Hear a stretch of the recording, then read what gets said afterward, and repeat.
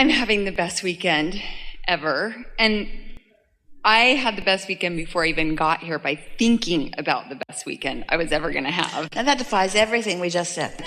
Amazing. Anticipation is a wonderful thing. God. Yeah. And just thinking about it, even the movies last night, like I just had this Cinemax experience of reclining my chair. That was amazing.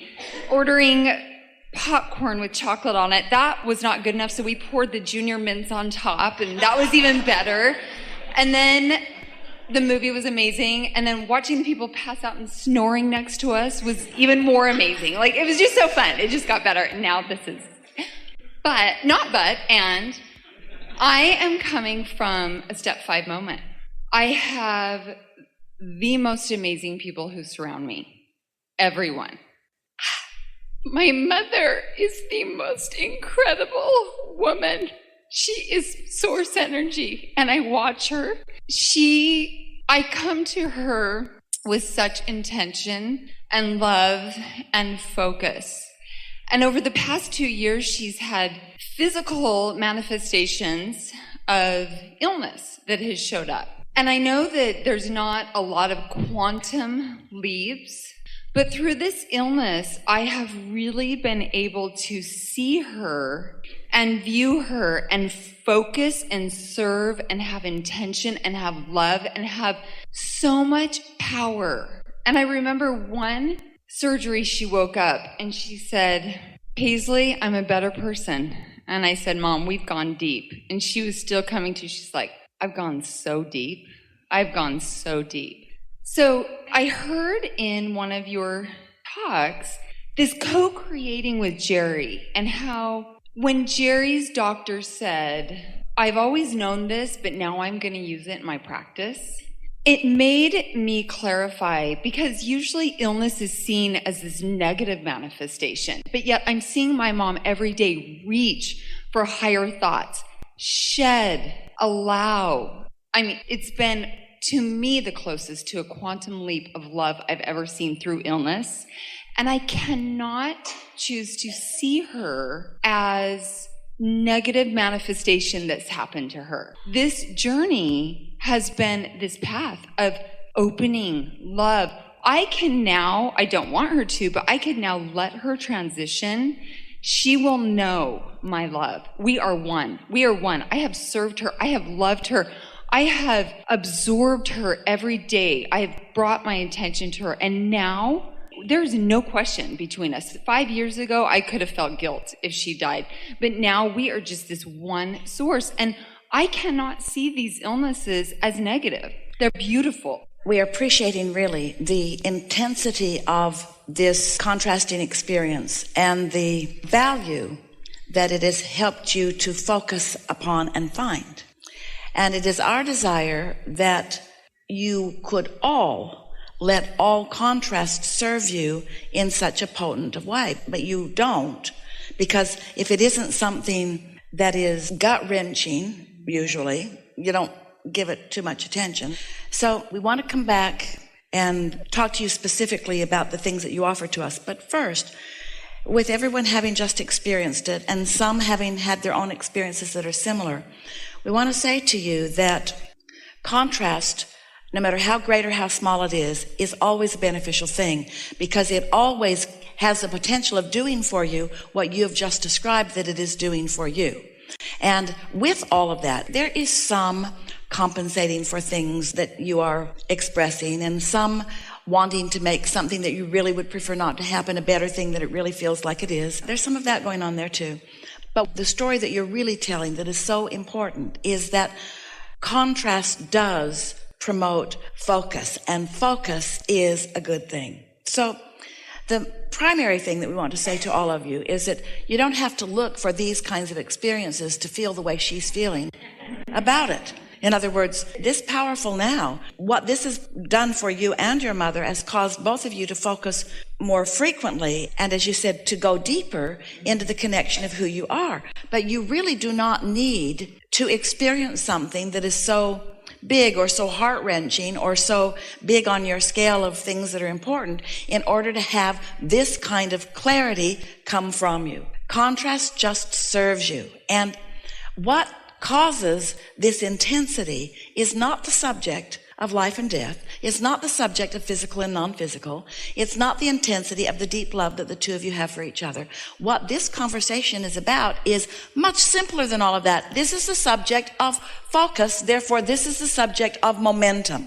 So what you're saying is that we have discovered this passionate momentum that is serving us both well in terms of our connection. And what we are saying to all of you is that you can accomplish that momentum on any subject that you choose to focus upon and not contradict.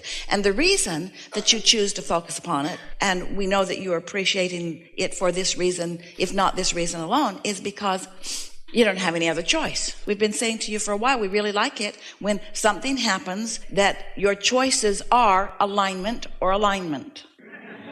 We really like it when you get to that. Alignment or alignment. Alignment or alignment. Because the alignment is something that when you feel it, it is such relief. And the not alignment is untenable. The not alignment is unthinkable. The not alignment is you can't take it. And I felt that. I spent weeks with her in the hospital, and I'd be alone at night, and she'd be having this physical test the next day. They were looking for illness. They were looking for whatever. And I would sit there, and I would kind of go into fear. And I appreciate your teaching so much because I knew in that fear that I was disconnecting with what my source felt. And really, when I really went into it, I thought, this is not a physical thing we're looking for. These aren't physical questions. Everyone who comes to me wants to say, what did they say? Why is there this? And I want to say, this is a spiritual question. This is not a physical question. So when I would disconnect in my fear at night, I would literally say, I'm going away from my source. I'm going away from my all-knowing, and I would just stay there and breathe and just, I could slightly reach for a better thought and then be in the now and slightly reach for a better thought. That path lighting up felt so good to me to know that I could reach for that. And can you feel that? And this is the big question that we want to ask, and the big takeaway for you that we want you to take away from it is that sometimes it's hard to hear. In the situations that are the hardest like that, it's the easiest to do what you know how to do because your choices feel less. It's the day-to-day experiences where the stakes don't feel that high that you don't make those good choices. That's why we want to have this conversation. It's because so many things are happening. There's so much life going on around you. So many people are making choices to which you have to adapt. You are not the creator of anyone else's reality, but you are often one who feels like you have to adapt to the reality that someone else is creating. And we want you to prepare yourself for living happily ever after by caring about how you feel on things that don't feel so big that they demand or command your focus. You see what we're getting at? Because what makes up the majority of your vibration are not these big, seemingly life-changing conversations. It's the day-to-day things when you meet someone that you've never met before and they say something that's off-putting to you and you go away sulking and you carry it with you for a little while. That's a much more emphatic moment where you had choices that you didn't take the time to make the choice that would feel the best to you because it didn't feel that important. Are you getting what we're... And I have to say, I would drive to the hospital and my intention, my focus, I was like absorbing all this love to give to my mom. And then I would go home and I would think my first thought to my husband was, okay, why don't you do the dishes? I've been at the hospital all night.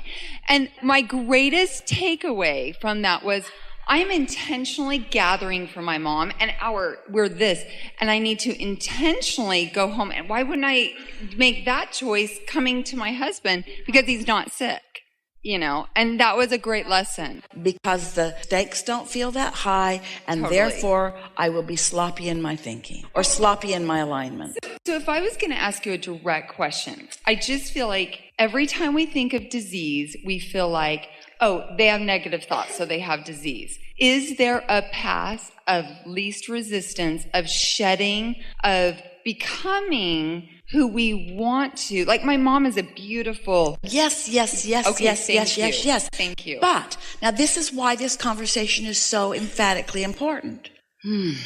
Yes, anyone can come to some place where they are consciously acknowledging that the now that they are interested in is more delicious from the non-physical point of view than it is from the physical point of view. Yes, but a society that trains itself to need a big event often demands a big event for that transition. Did you hear it? Because this is the same conversation that we just had, where you'll have a thought, you'll focus deliberately when the stakes are high, but you're sloppy, we love you so much, and you're thinking when the stakes aren't high, and it's that not learning how to focus that makes it more necessary for you to have something dramatic that gives you the excuse to make your transition. You don't need an excuse. You could say, this is great, see ya. So that's why we're appreciating so much this conversation, because focus serves you on big subjects and small subjects. And focus allows momentum. Unless you allow yourself to rest in a thought that creates the momentum that gives you substantial connection to source energy, then you're not really living this life in the way that you intended to do. Well, although I'm not wanting all of this to happen, it is definitely a space that has pushed me. Before you go further, Yeah. not wanting this to happen. So are there not things all day, every day that you have access to, knowing about, that you would prefer don't happen? Mm-hmm. And do you have the opportunity to control those uncontrollable, there's a hint there, events, in order to keep yourself happy? And so what we're saying to you is, why do you not release your resistance? Why does it have to be an inevitable situation before you're willing to give up the struggle? Why not just give up the struggle? Why not just not pick fights and not fight back? Why not just connect to who you are and allow the universe to satisfy for you in the fullest way possible, which is manifestational, the things that you have incrementally identified and put into your vortex? This is a tender subject, and it's a subject that everyone makes far too much of. And the reason that people make so much of it is because they haven't really figured out how to really enjoy the now. Because if you're really enjoying the now, then it's now, now, now, now, now. There will never be a moment in your now that will feel better to you than the moment of your transition into non-physical. But you can provide those same similarities in your now with the pieces of resistance that you leave behind. With each piece of resistance that you leave behind, you simulate what your transition to non-physical is going to be, where in one fell swoop, you leave behind all resistance and you just have the understanding of all that you are.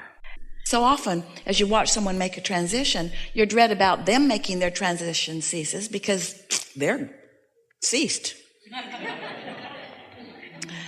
But your own dread about your transition or your own dread about somebody else's just goes on and on and on and on, and you just transfer it to another and to another and to another. And it really is time for you to let all topics that are uncomfortable to you be understood by you from your broader perspective. We want you to feel your power and your empowerment and your eternalness. We want you to know that others don't have to perform in any particular way in order for you to have the connection that you're reaching for. We want you to practice finding that connection in whatever way presents itself to you, and that's what's going on here. What a magnificent opportunity for you to discover things about yourself that maybe you would have put off discovering if it hadn't been for this intense way.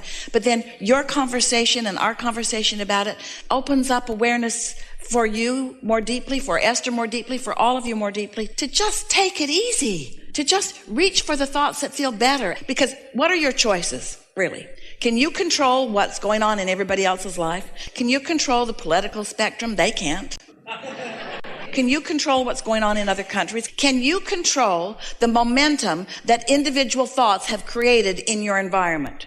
As they relate to you, absolutely. As they relate to anyone else, none of your business. And so when you begin to deliberately find the place that feels good and maintain it, and then watch the universal response to your alignment. It doesn't take very much of that. We're talking about a few days or weeks. before you come into the fullness of who you are. You couple, you co-create, you coexist, you blend with, you merge with, you blend. That's our favorite word. You merge with, you blend with, you merge with, you co-create with the whole of who you are.